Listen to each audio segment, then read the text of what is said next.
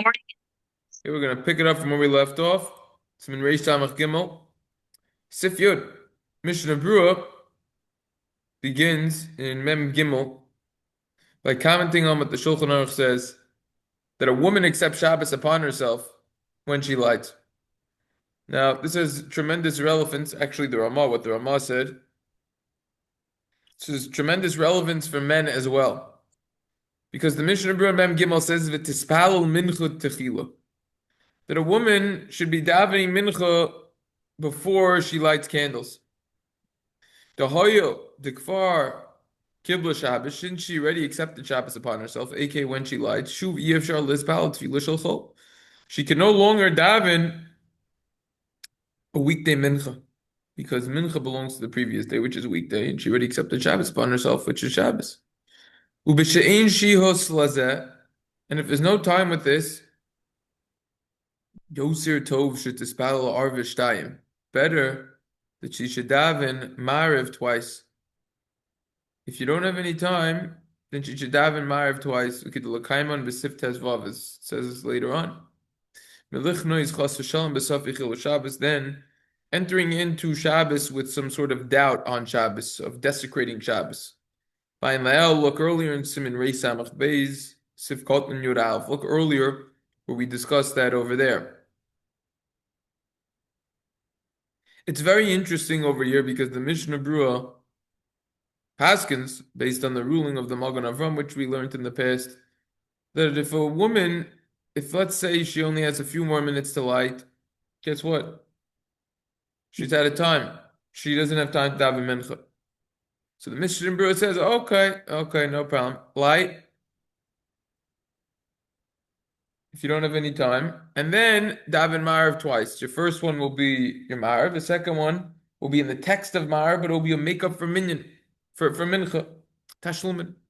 But look at the Ramah in the continuation over here. The Ramah writes that a woman accepts Shabbos upon herself when she lights, im loy shetasnet techila, unless she meets a condition beforehand that she's not going to accept Shabbos. Comes along the next Mishnah Berura Mem Daled.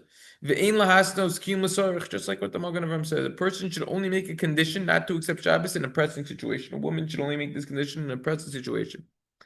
Ma'acher she'ishcholchem v'soivrim deloy mahani. Since some people argue and hold that it will not help, what won't help? Deloy mahani t'nai v'kanizkela el. Making a condition will not work, as we mentioned earlier. So you see that at least according to the Mishnah Berura and the Magen Avram, seemingly,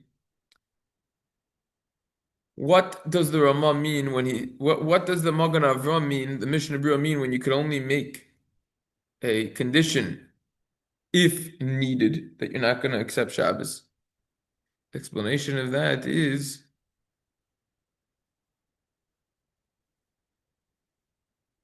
explanation of this is that if it's really a need, as opposed to if it's mincha, that's not considered a need if you need to daven mincha after. And therefore, the Mishnah Berura and Magen Avram are going to hold that it's better to make up your mincha later and daven two marvs and go into the tashlumin. What's the time frame here? Is that she didn't hit the 18 minutes left, or even if she's has the 18-minute buffer, it's better to light and to daven. Right, I was thinking about that. In the 18, are we not? Seems like it's even after. Because if it's yeah, that's already a question. Is it before the 18 minutes or not? Because you could daven as long as it's before Shkia, which is within during those 18 minutes. Mm-hmm. But you're supposed to light before that, preferably. So it might even be before the 18 minutes. There's what to discuss over there. Yeah, that wasn't specified exactly. But let's talk about this for a few moments and let's analyze this.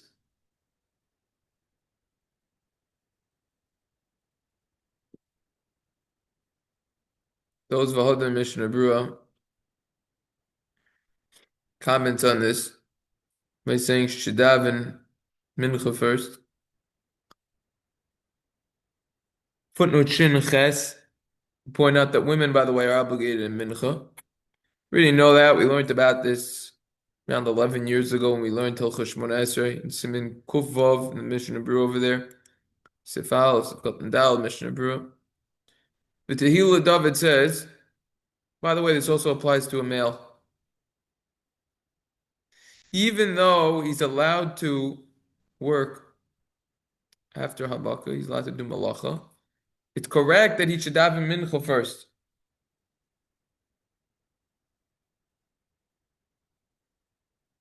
Because he needs to accept Shabbos within 15 minutes, halachic minutes maybe, from when he lights. Discussion in the Shulchan Aruch Rav about this. So the point is, if it's not too inconvenient for a man, he should in fact daven mincha before he lights. Daven mincha gedola. Fascinating, yeah. It's the Tehila Ledovid. And if you don't have any time, let's say you're out of time over here. Better to daven mariv twice than Mishnah Berura says. Then the Mishnah Berura concluded by saying, look earlier, excuse me, in Reisham place of Katan Yud Aleph, which we already learned. He quotes the Chai Adam who says you got to be careful. You have to warn women about this, who are delaying in the store, and afterwards they wash themselves. They go in the shower, bath, and they put on their Shabbos clothing before they light. They need to be careful beforehand to bathe themselves or shower, dress themselves. And if they're delayed, it's a big mitzvah that they should it's better for them that they should light wearing their weekday clothes than entering into chas v'shalom, a doubt on the desecration of Shabbos. And if the husband sees that they're delaying, it's a big mitzvah that he should light himself, and don't worry about causing a quarrel with your wife. It's a big mitzvah, even better to sit in darkness than to violate Shabbos. I don't know in the history of the world if this was ever done, that a husband lit instead of his wife because his wife was light, but the idea is the message is certainly well received. To make sure that you're not waiting for the last moment. This is not a joke. Point out over here, excellent footnote right here. From the Mishnah Berura, it's implied. Once you light candles, there's no way to daven mincha anymore. Once a woman lights the wick on the oil, boom, finished. Her mincha is over. She has to daven mariv twice. She makes up the mincha. However, the Caf Hachaim begs to differ. He wants to say in this situation, she could actually make a condition that she's not going to accept Shabbos in order to enable her to daven mincha afterwards. Shilas and Tshuva Sheiris Simcha says that she had in mind when she lit the daven mincha and didn't make an explicit condition in her heart. It's not a good condition. She needs to make an actual condition.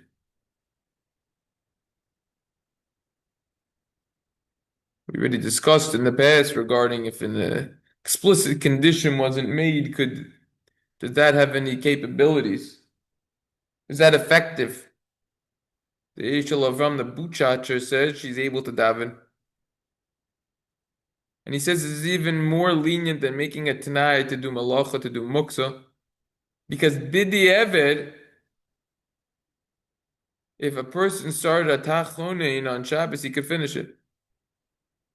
Or any of the middle brachas, the Shmon Esrei, and so too over here. The Orchos Chaim says she's able to daven, and it's implied even without a condition. See Pesach Frank in the Shal Shuvas Har Svi discusses if you could make a condition just for one thing, or a condition has to be the whole situation. You're not going to accept Shabbos completely, or could you make a partial condition? I'm not going to do muksa, I'm not going to do melacha, I'm just going to make a condition so that I could daven mincha. The point is that there are other opinions out there other than the Mishnah Berura. The Mishnah Berura is stringent, saying that she should make it up. However, we do have the Caf Hachaim, who says that she could make a condition daven mincha after. And we do have the Orchos Chaim, who says that even if she doesn't do a condition, she could still daven after. So you have different opinions regarding this. At the end of the day, how do we hold? We hold that she should daven mincha earlier so that she doesn't get herself in this situation. But if it was in this situation, I don't know personally. I'm feeling like the Mishnah Berura is a little stringent on this one. I feel like maybe you could make a condition. I don't know. I'm feeling more Caf Hachaim over here. It just feels more natural. Maybe it's l'soyrich. Once in a while. Look, if she's doing it every single week, that's already something else. Once in a while. But she should nevertheless be careful about this, all right?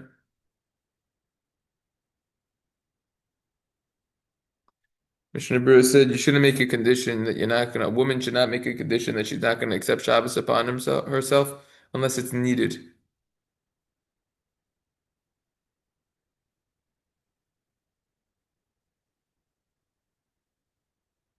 Because some hold that you can't make a condition even at all. That was an opinion in the Shulchan Aruch. That was one of the 5 opinions quoted in the Shulchan Aruch over here, and really 6 if you include the Ramah back in Sif Hey that said that you accept Shabbos with the bracha. Some say it doesn't work. You need to worry about that opinion. You could only do it in a pressing situation. Ksaisa Shulchan says, let's say if a woman wants to drink, but she's worried, she doesn't want to lie too late. It's already getting late. But after she lies, now she's obligating Kiddush, as we learned in Hilchos Kiddush, and will be unable to drink.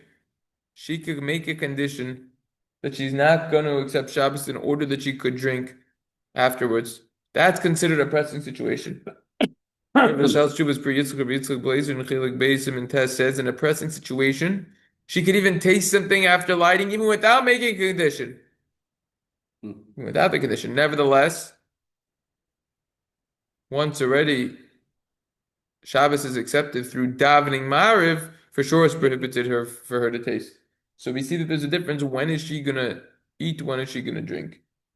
There's different levels. 100% if it's after mariv, that according to everyone, Shabbos was already accepted over there. Now, for those women who make shechianu on Yontif, which we already discussed in the past, really has a very weak halachic basis. Even though most women do it.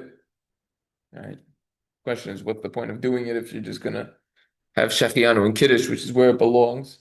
And then the question is, how is it not an interruption for doing kiddush when the person making kiddush, the makadesh, is going to be saying kiddush, and then before drinking, he's going to be saying another line in the kiddush. Moshe already said, since it's not an interruption for him, it's not going to be an interruption for her. Nevertheless, still what to contend with over here. It has really very small halachic basis for the say shechianu. Anyways, for those women who do say shechianu,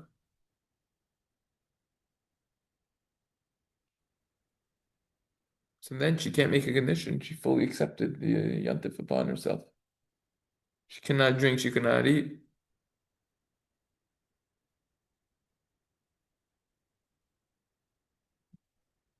She only make a condition in a pressing situation.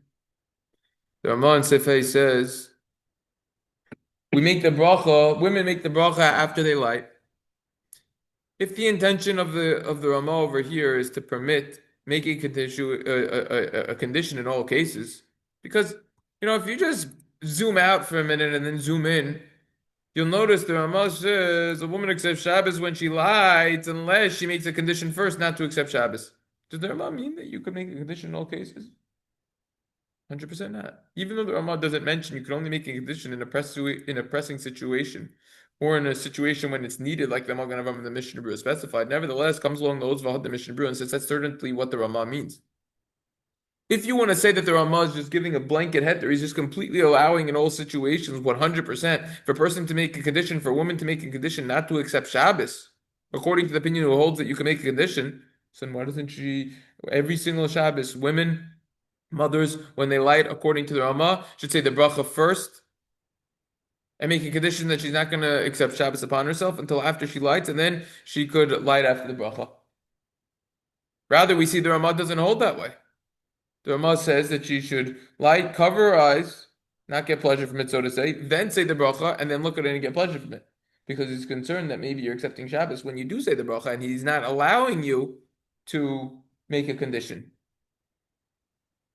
So we see from the Ramah himself, this is what the Machzor Shekel also explains, that this is actually one that I realized in the back of my head that we skipped.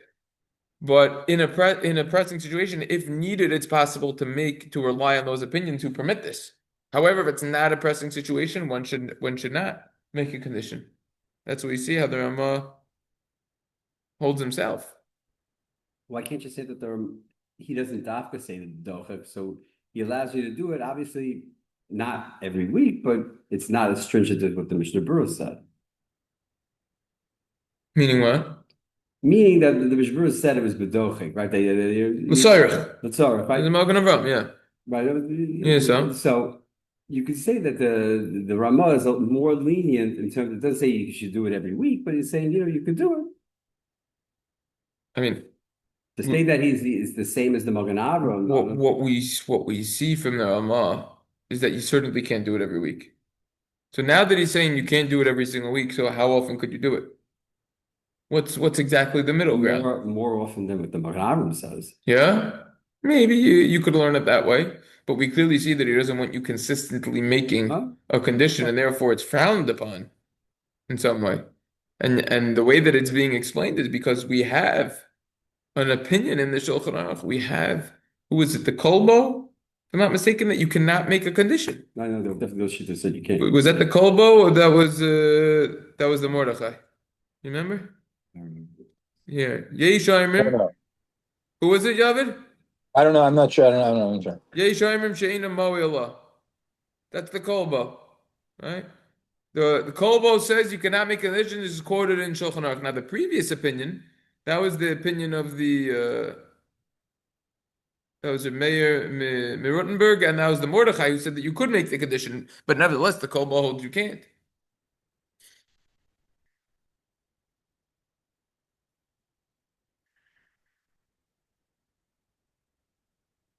This is the explanation of the Machzor Shekel. This is the leniency regarding eating and drinking before, but that's only if it's before it was mariv.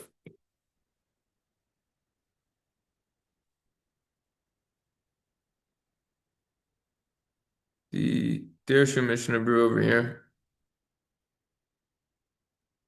Footnote 52 quotes this discussion that we learned about using matches, extinguishing it after. They quote that Orchos Chaim that we learned, also Shlomo Zalman Auerbach wants to say that way. An Ashkenaz woman who's covering her eyes could extinguish the match or use a lighter. However, we saw that others say otherwise. We saw that in those Vehadar Mishna Berura last time. We saw that there were two basic explanations why, even though she's not really accepting Shabbos upon herself until she looks at it.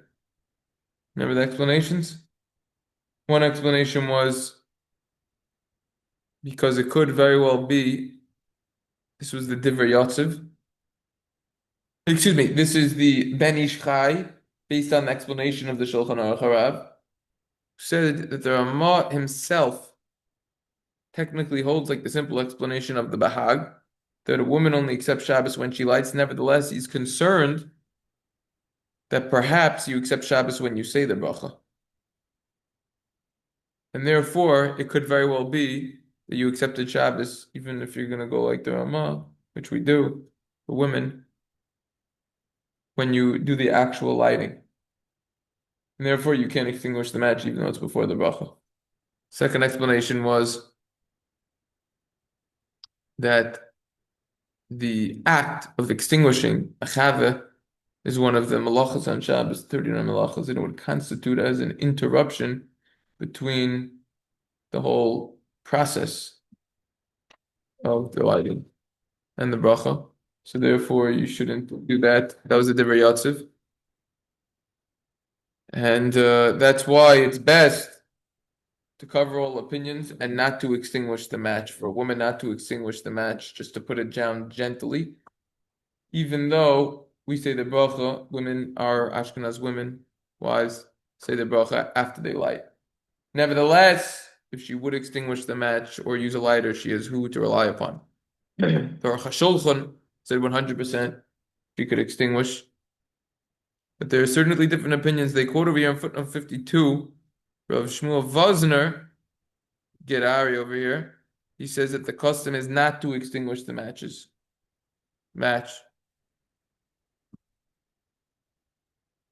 And he's going with the interruption reason.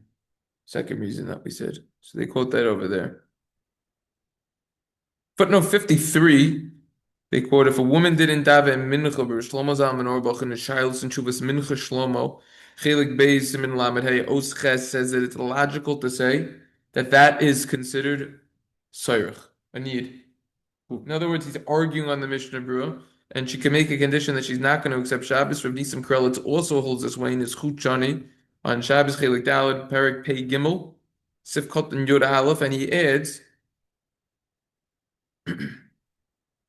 even though the Mishnah Berura never said that she could make a condition, nevertheless, it's possible that it's talking about a woman that if she's going to light the candles and daven, she won't have any time at all for Tosefes Shabbos.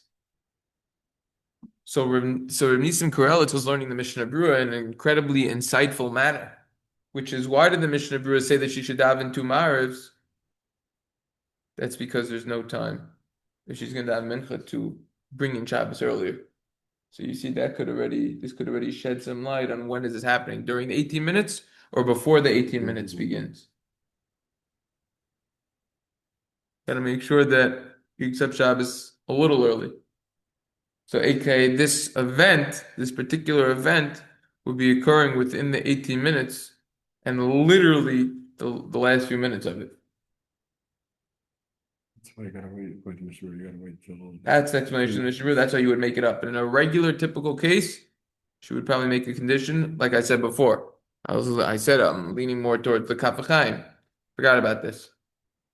So this supports my thinking. I mean, I forgot about it. I learned it. Just forgot. Those are basically the insights that the Dirshu Mishnah Berura adds on the Sif. They actually have it all the way in the back of the Sefer in the Meluim section.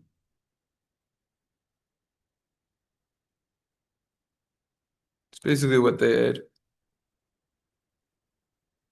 This is the first half, the larger half of the Sif. The next part of the Sif is actually going to discuss something completely different to this. I don't even know why it's grouped together the same Sif.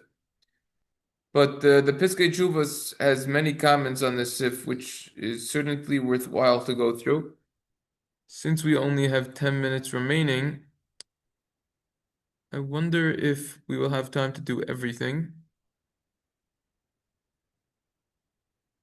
I don't know if we're going to have time to do everything.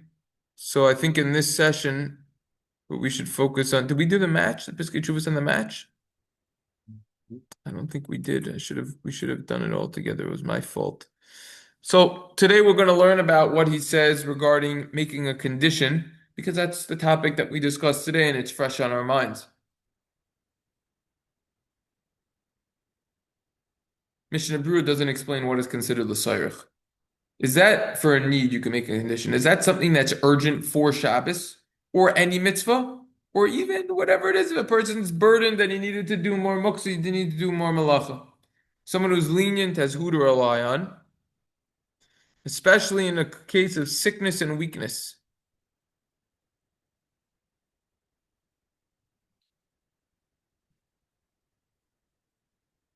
What does it mean? Does it mean you need something for Shabbos? For example, you didn't shower yet in honor of Shabbos or other preparations that you need. Is that what it means? L'sarich for Shabbos? Or could it be for any mitzvah? Footnote 302. What about if she didn't have a mincha? With Mishnah Berura, you can't make a condition, you have to do it twice. But it's possible, since there's a tactic, since there's a possibility of davening mariv twice, that's not considered a need. Wow. puts in parentheses, many poskim hold that she should make a condition and daven mincha afterwards. Yep.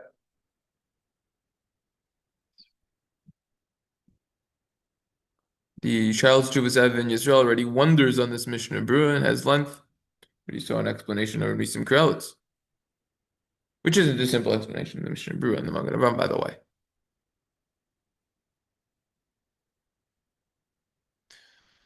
We see that the enactment is to make the bracha after lighting. It didn't say you can make a condition and say the bracha before. That could be different because for every single Shabbos, as opposed to something that happens once in a while, maybe it could be more lenient. There's what to discuss there. What about, so someone who's lenient is who to rely on. Therefore, in a situation of if she wants to fulfill the mitzvah of kibbud avim or bikur cholim, she wants to visit her parents, visit someone sick, it's time sensitive, and it's very difficult for her to fulfill this if she's going to walk there. She has to travel.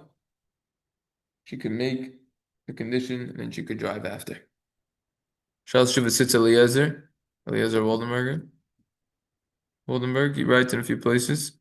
Similarly, if she wants to travel to daven in a holy place, such as the Kaisel in Eretz Yisrael, so she can make a condition. She's not going to accept Shabbos, travel there while it's still day. However, the Shmir Shabbos Chasa quotes Rishon Zalman Auerbach, who says that's not considered a need, which would halachically allow a condition being made. As maybe she said, for 40 days I'm going to daven every single day, maybe then it could. Whole discussion. Charles Juvas Or Letzion says, if you're going to travel on a bus or a train, you don't even need to make a condition.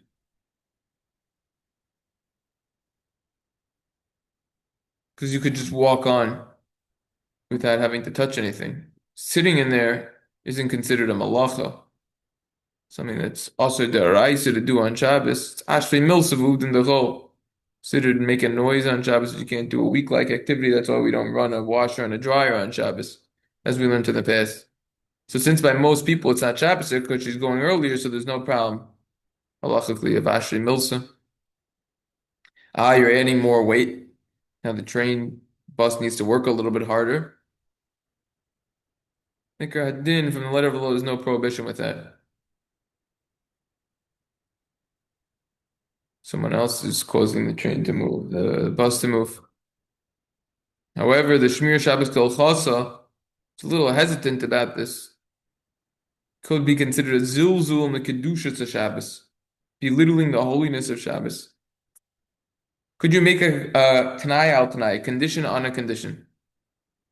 You're gonna say, I make a condition when I lied. I'm the woman who's gonna make a condition when I lied. I know I'm gonna travel on a train or a bus, and if it's considered that there's a nidnud issur, that there's some sort of prohibition on Shabbos, then my condition will be activated, and I'm not gonna accept Shabbos. But if there's no prohibition, then not. This whole thing is interesting because it's only assuming that you're not gonna hand the guy a bus card or something like that.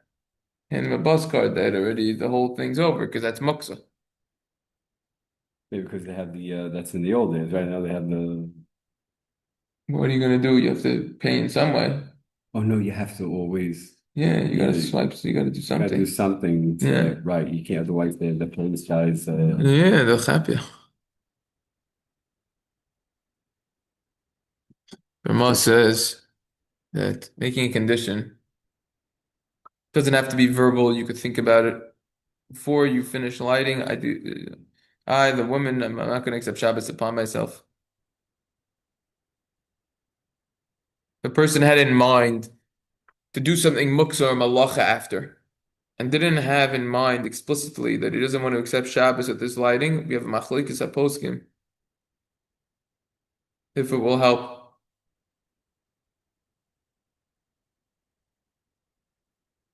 Or not.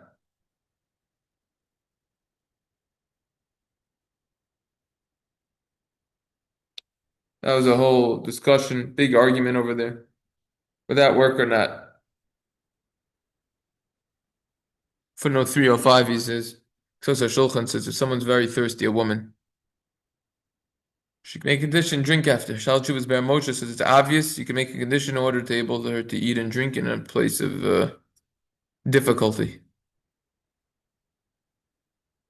Making a condition not to accept Shabbos only works until the time when everyone is davening and saying Boli Shalom in shul. Because from that time and on, a condition cannot work. Also, you cannot make a condition on Yontif and Shabbos, and when Yontif falls out on Shabbos. You're saying Shechianu, like we learned. Well, this comes into what we talked about before, that she has to accept, let's say in the summer Shabbos, and Yeah. she doesn't have to accept until right before he comes home. Yeah, we saw there were different opinions about that, but Moshe was saying that she's not going to get dragged after the husband. Shevet Alevi was machmir. Right, yeah. Moshe said she's not going to follow the husband, and therefore Moshe said, I looked up the tshuva inside. It's funny when I opened up, I already had underlines in it because I learned it in the past. I said, oh, I didn't look up the tshuva. I learned it many years ago, and so she doesn't get dragged after her husband. She's not going to accept Shabbos when her husband davens. However, she shouldn't be doing anything that you're not allowed to do, cooking for her husband or something like that. And definitely she has to light before the husband comes back home. Some were stringent, Shevet Alevi and others, saying that she accepts Shabbos with her husband. It's funny how those Vehadar Mishna Berura brought it down because they're really saying the same thing and they brought it like a little different. Like there are three different things, but two are the same and they sandwich with Moshe in the middle. Whatever. Wait, so the Shevet Levi says that you should estimate, or whoever says that you should take, she should a couple Shabbos with her husband. That means that she should estimate when he's gonna, when he's davening, saying Yeah, Baruch Hu. that's according to her Moshe. According to Shevet Alevi, she gets dragged after her husband. She's Nigrar Acher Baile. And if the husband accepts Shabbos, she does. But according to her Moshe, she does not. But how does she know when, like You have to know the exact time. We didn't see brought down explicitly. I remember you asked that she has to light before the husband comes home, but I feel like she would. We'll have to see if that's going to come up. I heard that she doesn't have to before he comes home. No, we'll have to see. I'm right. We'll have to see if that's brought down. Because I heard from someone that it's not proper for people to be in the same house. Some accepted Shabbos and some didn't.